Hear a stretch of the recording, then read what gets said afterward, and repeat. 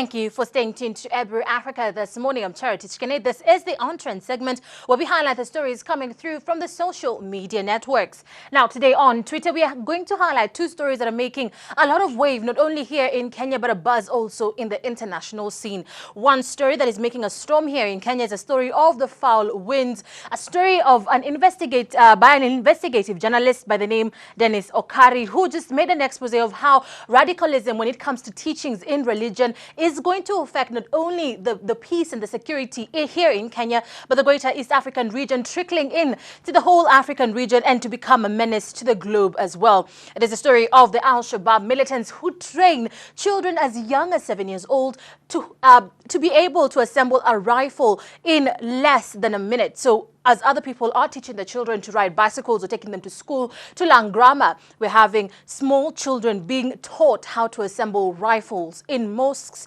something that has caused a lot of uproar here in Kenya. And a lot of people are questioning whether the government is doing enough. Now we have here the particular station that aired this particular story over here, NTV, just say, how deep does radicalism run in mosques? We also have people just saying a lot of things from this particular network. But one thing that is coming out is the fact that there's something that needs to be done when it comes to matters radicalism. We have here Caroline, one tweet that I want to highlight. She says it is sad that hatred and violence is promoted openly. Harsh foul winds. Just to give you that that symbolism of, indeed, a church is supposed to be a place where people come together not only to pray but also to unify themselves together. But here we have hatred and violence being provoked in places of worship. Now we have here JD, who says, how tolerant are we as a nation that our people are killed and the perpetrators say on national television that it is justifiable. Just to give you that recap of yesterday, when people were saying an eye for an eye is indeed the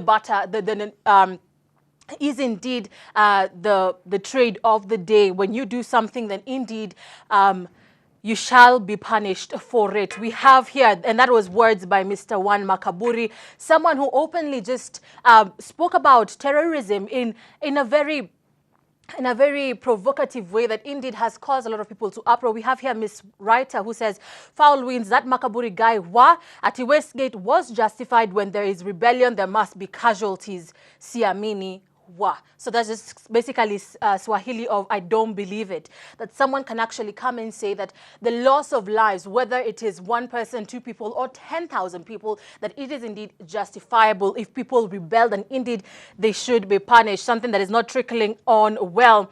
Here we have Lucy Mwangi saying, I cannot believe some of the things I'm hearing. I cannot call them religious leaders. Indeed, I cannot understand what they're uttering over here. So indeed, take a look at this whole particular wall. And if indeed you saw this particular expose we have here, let me just show you the photos coming through.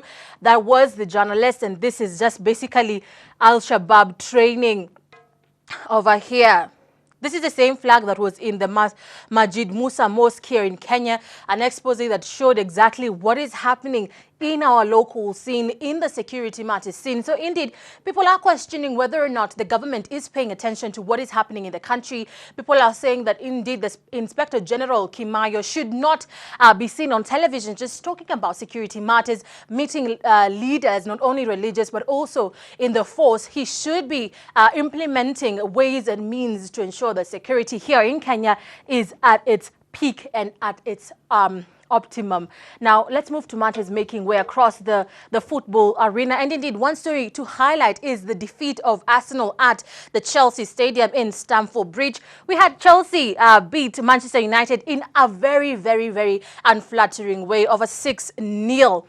Now, basically, what is happening in this particular trending topic that I should actually highlight to you is, as much as people have been, as much as the Arsenal team was beaten 6-0, we're having the fans just stay together in solidarity, just giving the players a lot of motivation in the Arsenal hashtag, and also running through the Wenger hashtag here. People are talking positively about their team. And one thing that is really, indeed, thought-provoking is the fact that Arsenal fans are behind their team manager, that is Mr. Arsene Wenger. They are with him. There are rumors trickling in that have not yet been proven as true. We are having people saying that Arsene Wenger might be leaving at the end of the season, but there has been no official communications from the Arsenal management. So we are waiting to see if indeed this will come to pass or it is just rumor as it is. So just take a look at this whole particular wall where you will see here basically what people are saying indeed. And people are saying if you've never been with the Arsenal team as we lost, don't be there when we win. Finally, just to highlight to you the place to be when it comes to matters Facebook and matters news and matters authenticity. Ebru Africa page this morning is the page to be. You'll find the most authoritative news, the news that gives you a whole aspect of your being, from sports to health, to also things that are making way across the political scene, both here in Kenya and internationally. So this is a page to be. We have our recent shows that we've aired across our network. So be indeed ready to watch some of the quality shows coming through our programming. This is On Trend, and I am Cherotich Kenei.